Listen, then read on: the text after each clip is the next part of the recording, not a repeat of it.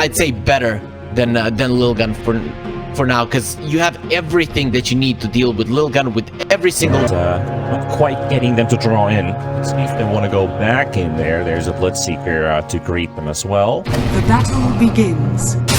Right down to the ground. It's going to do some early damage. Box Rebuke will toss them away, and that is going to be 3 for 1, but it might potentially come with a cost.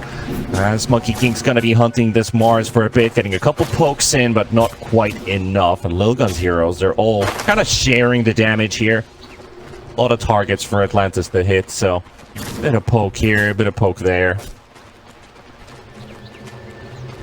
That's a nice save coming up from the Enchantress. This is what happens when you see the Enchantress early on in the game. You just don't want to fight this hero. She's fast, she has solid damage, solid armor. You don't know which spell she has leveled up. All of her spells can be quite problematic. If they start chasing you, Enchant can kill you. The Nature's Attendants, you know, you think that you're gonna kill the hero, and then suddenly she just heals them up. The bottom lane Mars, they are really applying the pressure on him.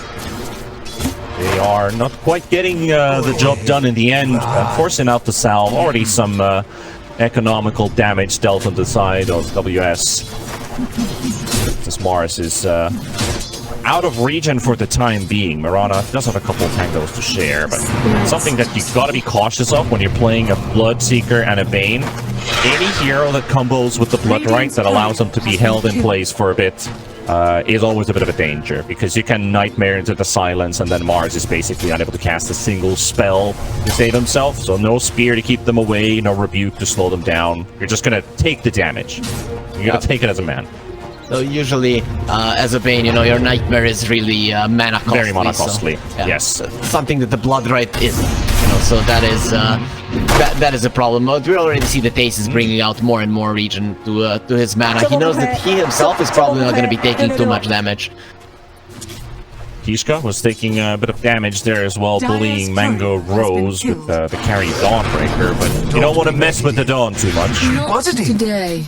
At least on the positive end, as all that poking was happening. 11, able to get some of that experience going on the side of this Beastmaster. He just needs all of this time that can be provided by this Monkey King. And Monkey King, with all that mobility, is actually a really good support here to help out the Beastmaster in the lane, because you're always here and you're never there, really. Full combo coming out, though, onto 11 again, and he's down to half HP. But he's got his helm, so this beast is already a lot harder to kill. The idea of the Monkey King is keep the Enchantress away. If it's a 1 versus 1, you're always gonna get something. Dawnbreaker isn't the type of hero that's just gonna completely take you or push you out of lane. Kishka, a lot of trouble. Nice! Very good play there from Mango Rose, and that's gonna be first blood as well for Atlantis. Finding the Starbreaker through the tree. Hero is way too tanky. That was a long poke that you needed to do to actually bring her that low. Now we're gonna be seeing a fight for the first stolen. He's stolen. That's gonna be Mirana. Definitely going down. Oh, the Astral Steps burnt by Sanctity. CPM able to keep that chase up a little. Have the Dawnbreaker ulti, and he wants to join the lane immediately. Very big fight here is Wonder Boy, able to keep himself alive with all the poke applied by Sanctity, Kishka, and Ace, and they're going to exorcism this mid-tower. Glyph will be forced out as well. Now looking for the Bane in the tree line, and we'll run into Ace. Beastmaster coming. Swarm is available, and that's going to be enough. Wonder Boy with the exorcism gets a couple ticks in as well, but the Bloodseeker on the side, it's also the Mirana. No teleport available. Seeker will get the first kill for himself. There's a Roar being used as well onto the DP. DP is down, and the Seeker running away with 500 movement speed. So Ponyo now able to open up the map for themselves while still keeping the top tier 1 tower up and running for the time being. Pretty sure the Beastmaster is going to be applying pressure into that lane as soon as possible. Dominator is up and take that lane for himself. Farm up for the Overlord or maybe something else. As Ace is still being chased here. Will go down. Wonder Boy is going to be finishing him off with the crit swarm. No running from the DP. This is why I favor Atlantis' draft so much, is because they have the stronger lanes and they have the stronger early mid game. And that, bottom lane Seeker. ulti there as well. Beautiful catch. Very good play there from Atlantis, getting 4-2-3 out of the way. You do want to make your presence known and still do some damage to them, so there you keep them on their toes constantly. Keeping them on their toes, exactly. 4 versus 2 scenario about to happen as Sanctity is going to be jumping in, but Kishka is the one to be caught inside the arrow. There you have it. 4 heroes similarly shows, and Void is like, well, all of that kind of information given that they're around this area, well, they just reinforce themselves with the double. Now they're going to smoke up as well. Ayat, Wonder Boy, and Ponyo. This is smart. Bane. This is smart. You want to open up your big jungle, and while that is happening, Mars, he would ideally farm. Heal into arrow. Easy one. Very easy setup here. Simple as it is. And it's gonna be a blink reveal, though. Mars gets caught with that blink, so it's not really gonna do anything. Not too much, and they're already taking Wonder Boy down. So Lilgun will find the entry kill, at least in this top fight, and this Moonlight Shadow. Disengaging one, but they will get the jump on Sanctity as the Void Spirit is suddenly found wandering all by himself in the river. Throw the body in the river.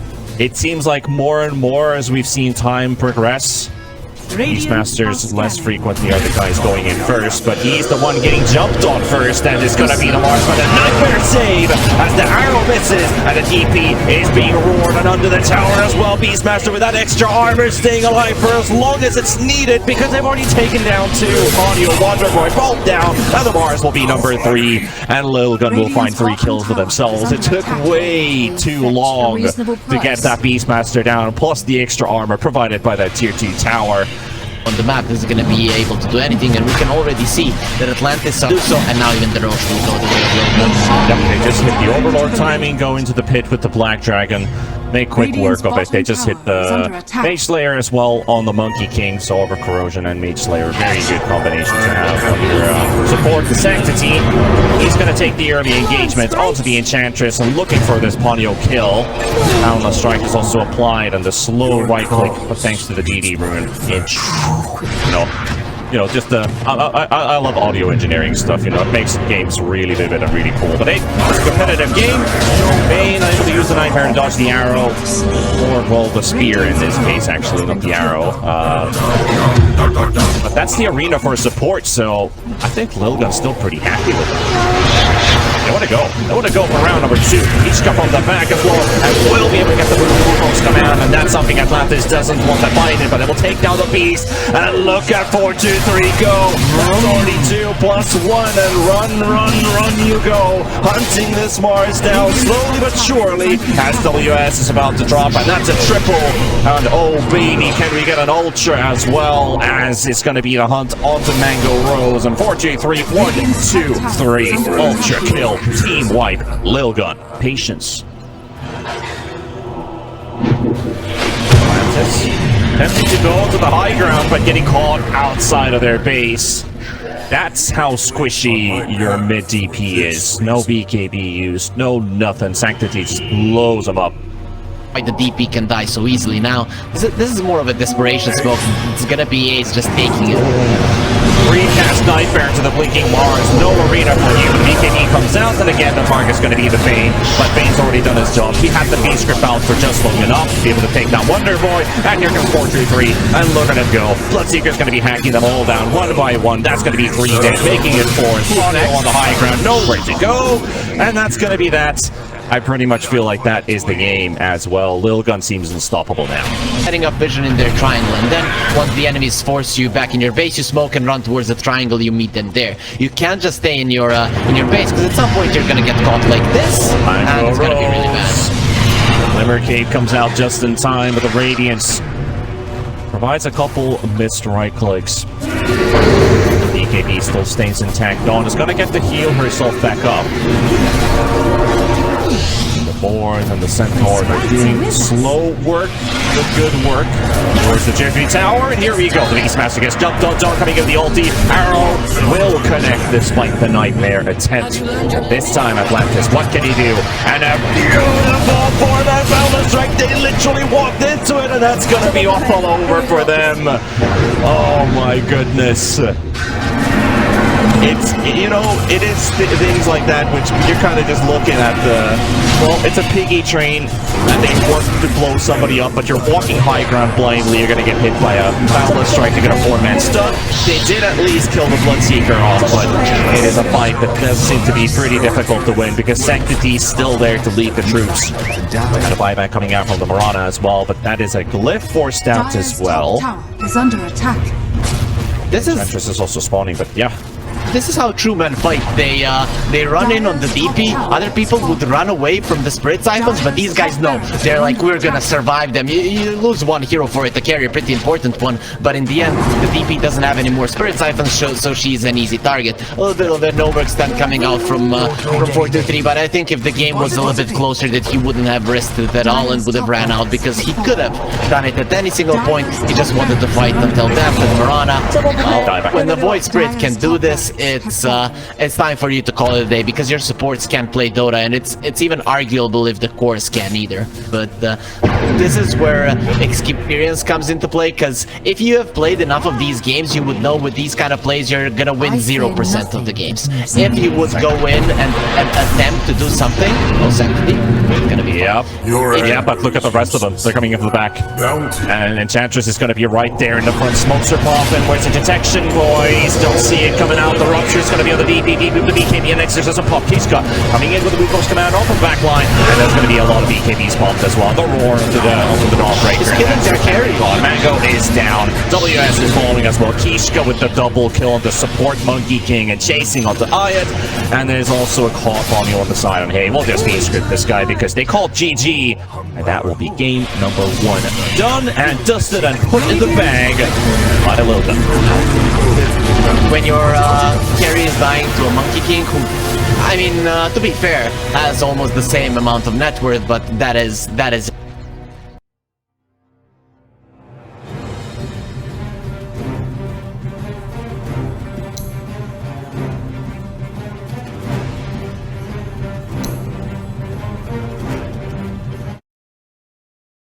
gonna be a very, very tough game for Atlantis.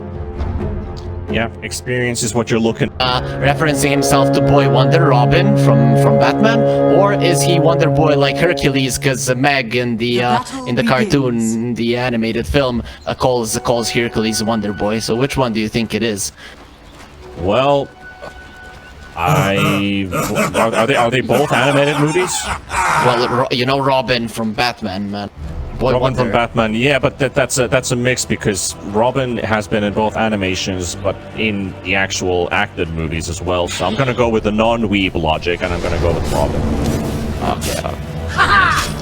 The skies are dark with sky wrath power. You really didn't need to answer it. I just, you know. The classic awkward pause there for a moment, like yeah, just accept my answer and go on with it. But yeah, lane swap. 4-2-3 goes into mid with the Broodmother instead. So we do see Sanctity playing the safe lane Tiny. Good idea. Get the XP on the Broodmother. He would love to get the solo XP anyway. Doesn't have to deal with the Sand King in the lane. And Tiny's a pretty good safe laner anyway. So makes sense. Makes a lot of sense. Yeah, the Broodmother is okay in the side lanes. You get 2 points Insatiable Hunger with the Silken Bowl. You can get kills, but the thing is, when the early mid game time comes, you just don't have as much presence as you have from the mid lane, because from the mid lane you're just spreading your webs everywhere, and from the top lane you're kind of concentrated on that side of the map, which is at some point still gonna be overtaken by the Sand King. So I'm definitely on board with the lane swap here between the two of them, and that is something that Sanctity and 4-2-3 tend to do. I'd say more often than other teams do so, because they're both comfortable laning in different lanes, especially when 4-2-3 is playing his very, very cool heroes that we all like to see, especially playing against them. That Broodmother is also pretty hairy. Is it hairier than Hairy Free? Definitely not, you know. There's no way. You're much hairier, right? Yeah, you got that long, good old 80s rockstar hairstyle. I was expecting for you to say luscious and beautiful, but okay, I can go with that as well. Top lane though, WS. Maybe she's Maybelline.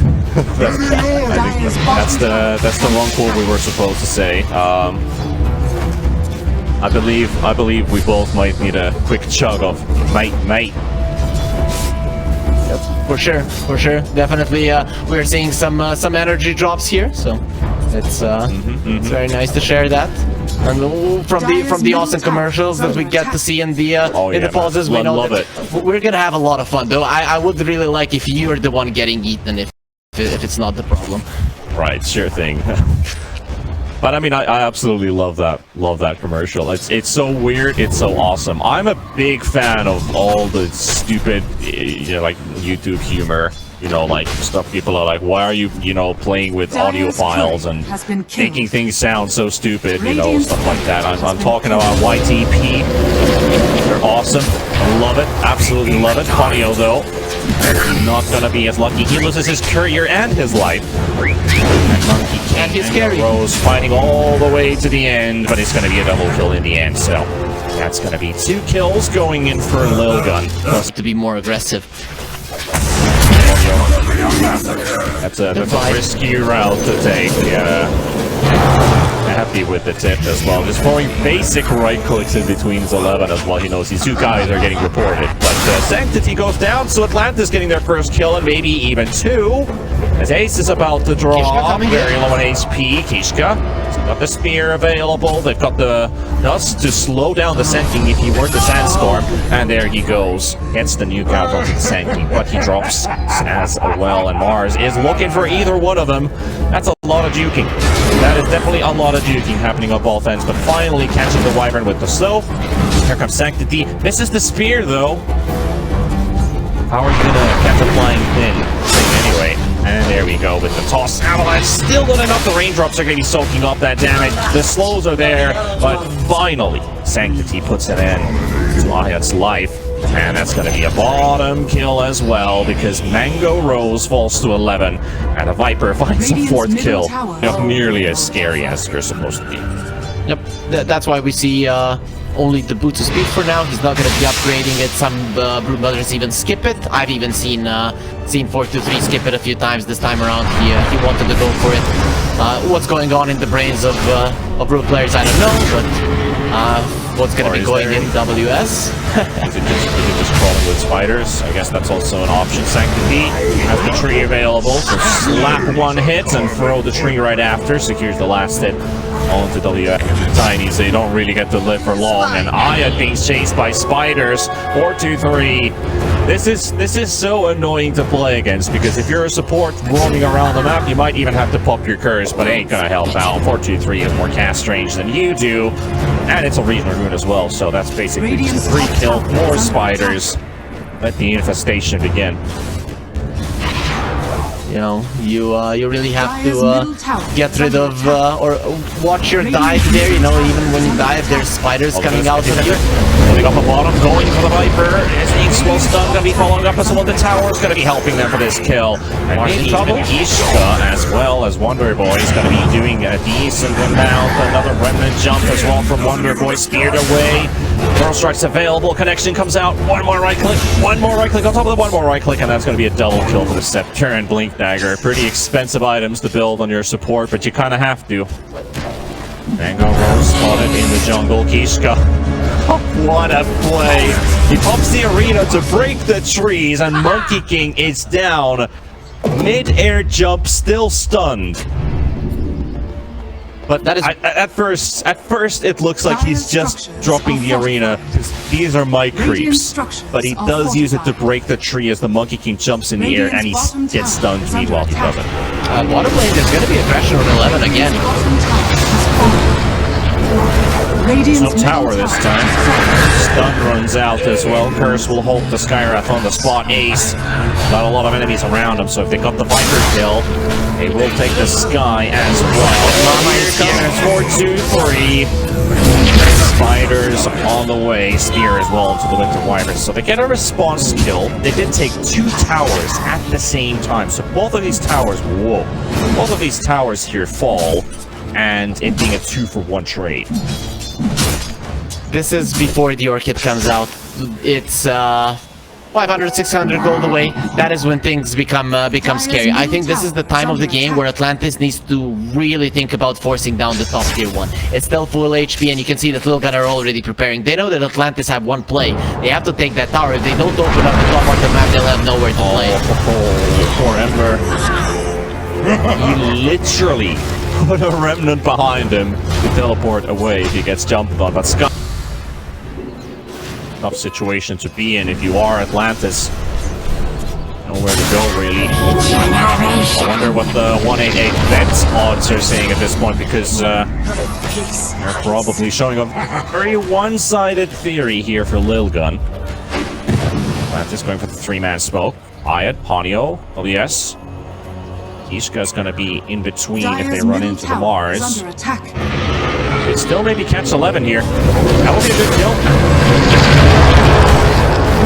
Keep on shutting down the Viper and maybe get a kill for Mango Rose. Looking for the last tip. Get it.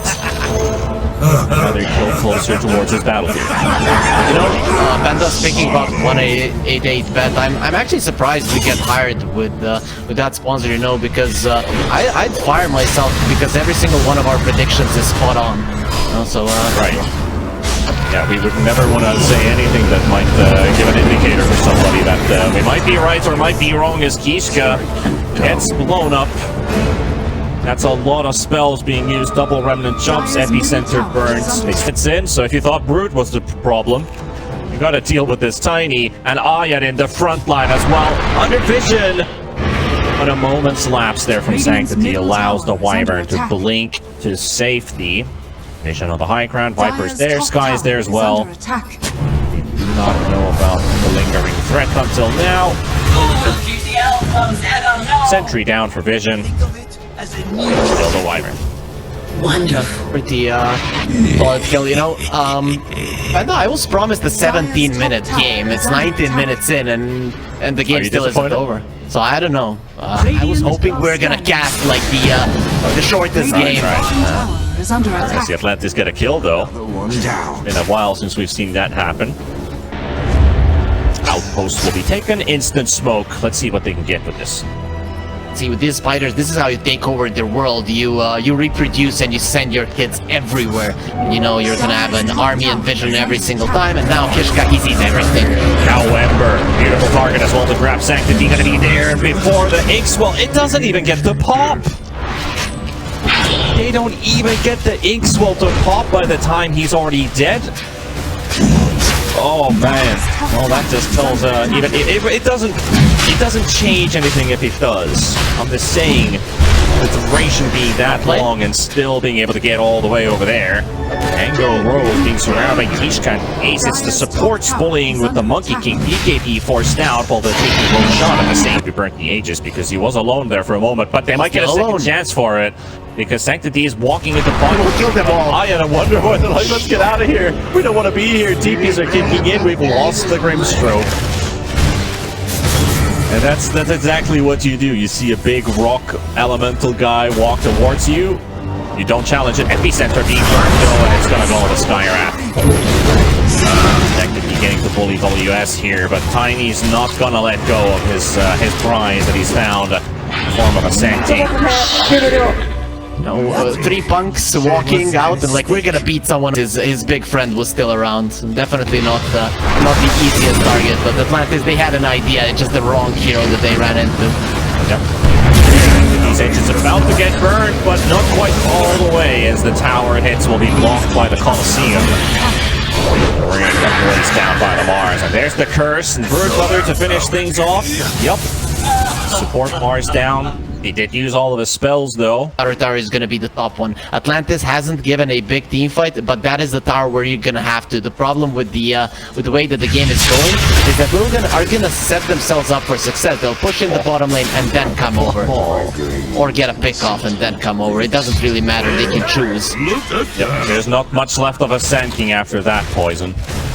Plus the vessel as well, so there's really nothing left. And they found a solo kill on the Ember Spirit as well. Now the spiders, well, Mango Rose is going to be there, but still 4-2-3 snipes them. Do whatever the hell they want at this moment.